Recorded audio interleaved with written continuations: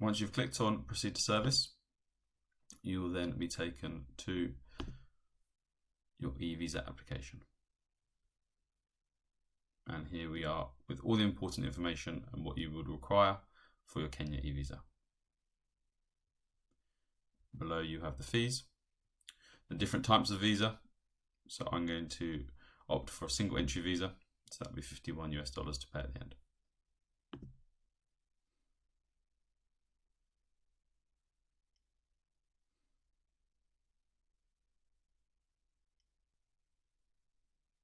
And then you'll fill out all the applicable forms, and thankfully everything will be saved as a draft, and you do not have to do it all in one go. Once you've filled out the form, next, and then this will take you to your passport information. So your national passport, and then you fill in the relevant information based on what your passport says. The next page will ask you to outline all your visiting details. And if you've gone yes, you'll be asked to put in your previous addresses and details, and if you're traveling with someone under 16. You'll then need to choose your type of visa, your single entry.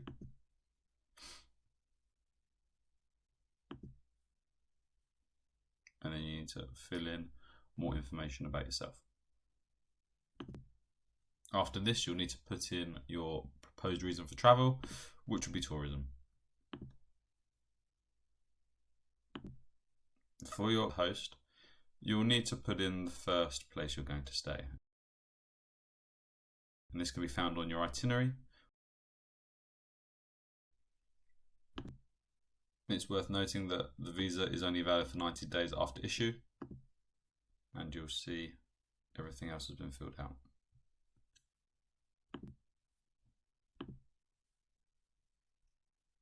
And this will ask you then to put your travel history in.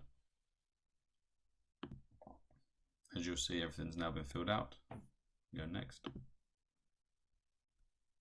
So this is very important. This sometimes leads to applications being denied. You must have a photograph of their requirements.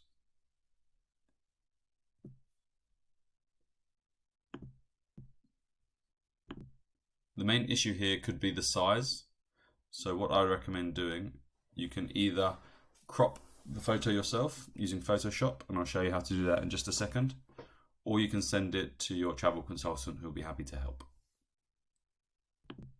If you do need to crop the photo, then open Photoshop and open your file.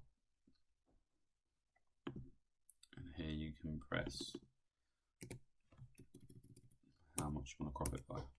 So 2 inches by 2 inches. And that will give you your allocated size. And you can save that. You save as a copy.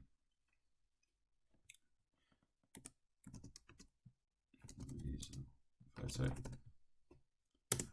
And choose how large you want the size. So you want it to be quite small because there are certain requirements. So let's go 170 for now. So back to the application, you will confirm that you've read that. And as you saw, they only accept up to 293 kilobytes. We saved it as 170, so that'll be absolutely fine. When uploading your passport photos, if you're unsure of how big the file size is, just go into your documents, right click and look at properties. Here you can see the file size is 3.9 megabytes, which would be too big. So then you're going to have to crop this again. Once the photos have been uploaded, it will look like this. And then for your hotel reservations, if you go into your final itinerary, and you can use the snipping tool to take a screenshot of your whole itinerary. And you can save this to your files and then upload this too. Once done, you'll reach the final page where you'll have to make sure everything's okay, preview everything, and then submit it. Once completed, you'll be prompted to pay.